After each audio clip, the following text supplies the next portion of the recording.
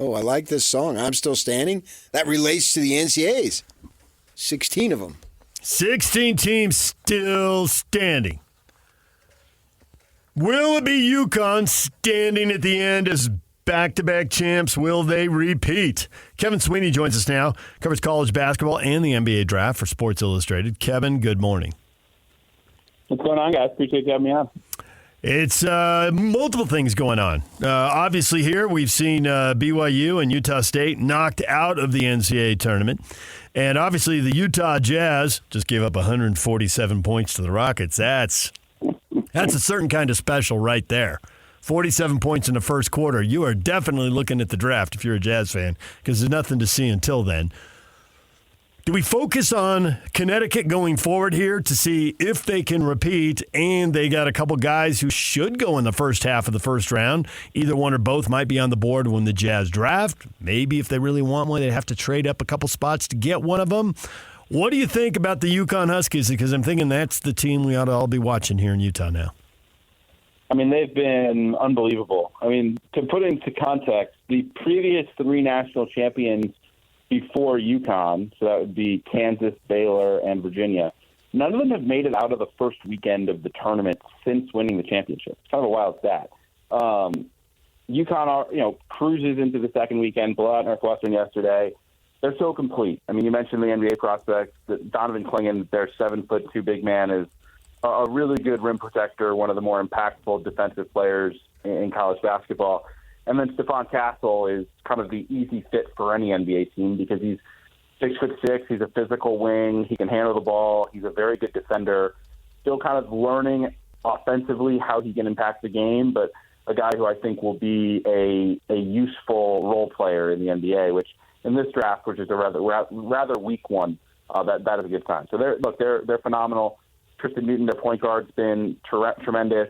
They just execute at such a high level. Kind of a throwback team, run a ton of sets, very disciplined, very organized in what they do, and it's worked to great success. So San Diego State coming up on, I believe, Thursday night. That's a trickier game.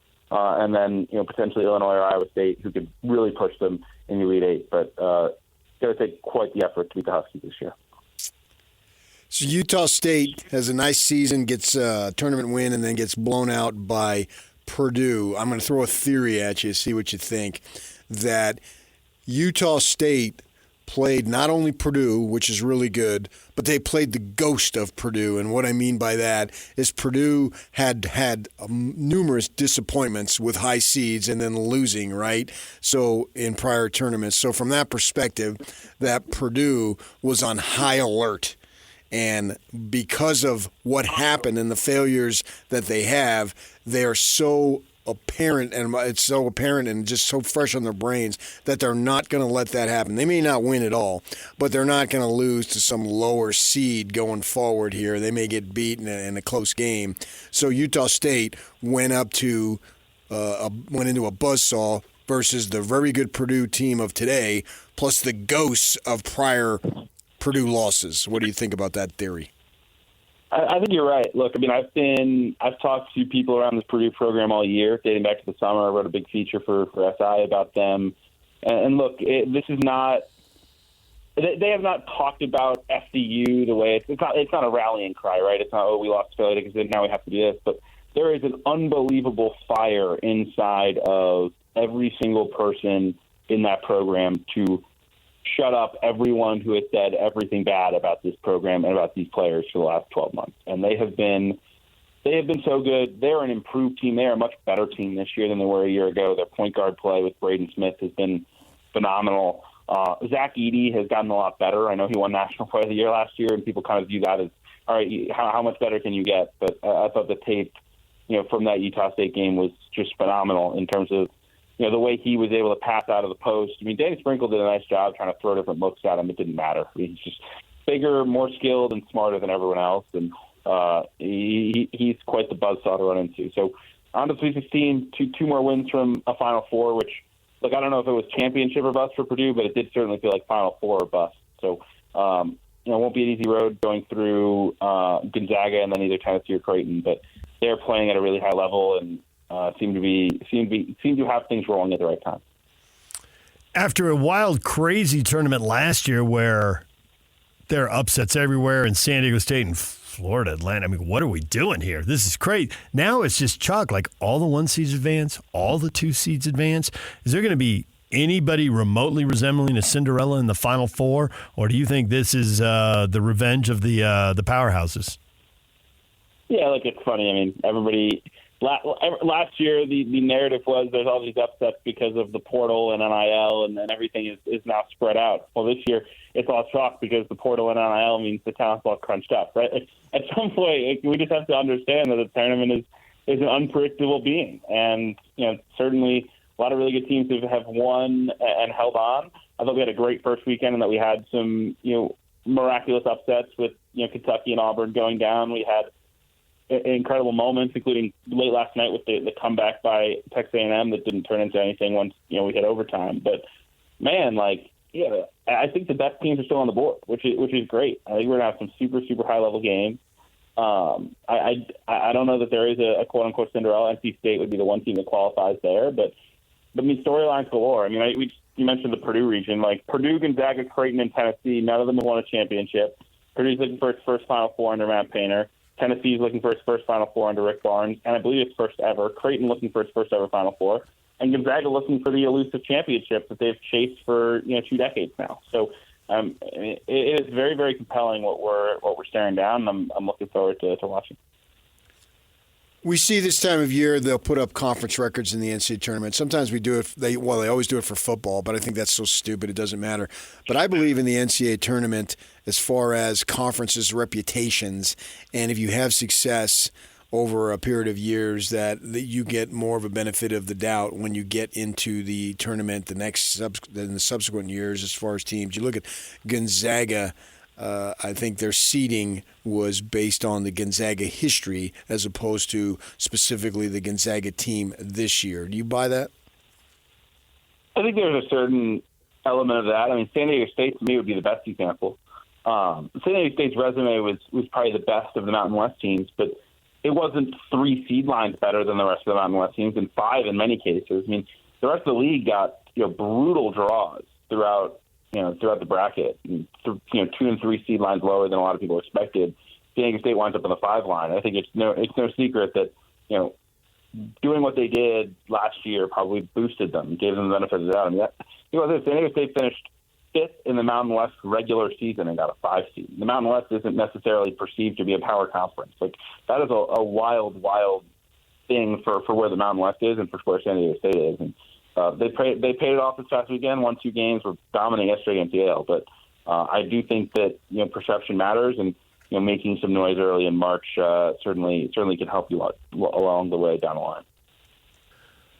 I think here, watching the Big 12 and BYU, everybody really was impressed with Houston.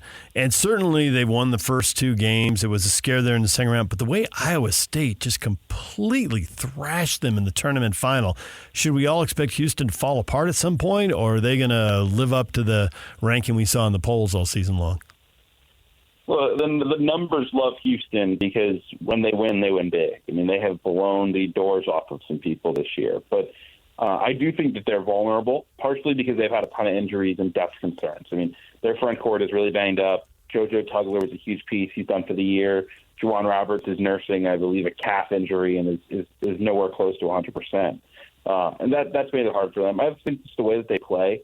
It lends itself to really destroying anyone that you're better than, because they can pressure you and turn you over and suck the life out of you defensively. But when they get into a 50-50 game, can they win it? That's really the question. I think it's going to be hard for them to win 6 and win a championship. But I also wouldn't, indict them completely based on their worst day. I mean, obviously Iowa State's really, really good. I do think Houston can beat elite competition. They've proven that they can. They've beaten good Big 12 teams. They already, beat Iowa State earlier this season. But the consistency on the offensive end is really the thing that could hold them back come Final Four time if they make it that far. Do you see a clear-cut number 1 pick in the NBA draft, or maybe even like a 1, 2, 3, 4, depending on how far you want to carry it out?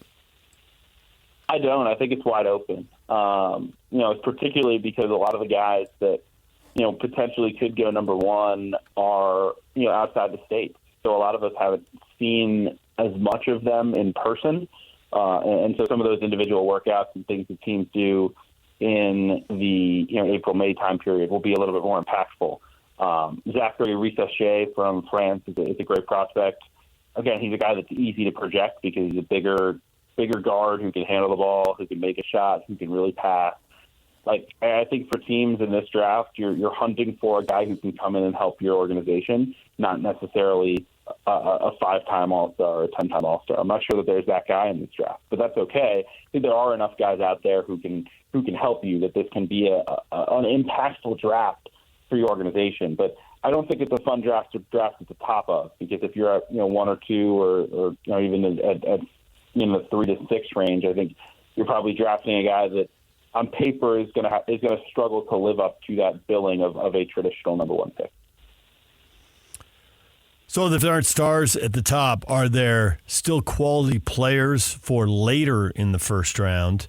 Because the Jazz have multiple picks, not just their own, which will be, depending on probably 9 unless you get really lucky in the lottery.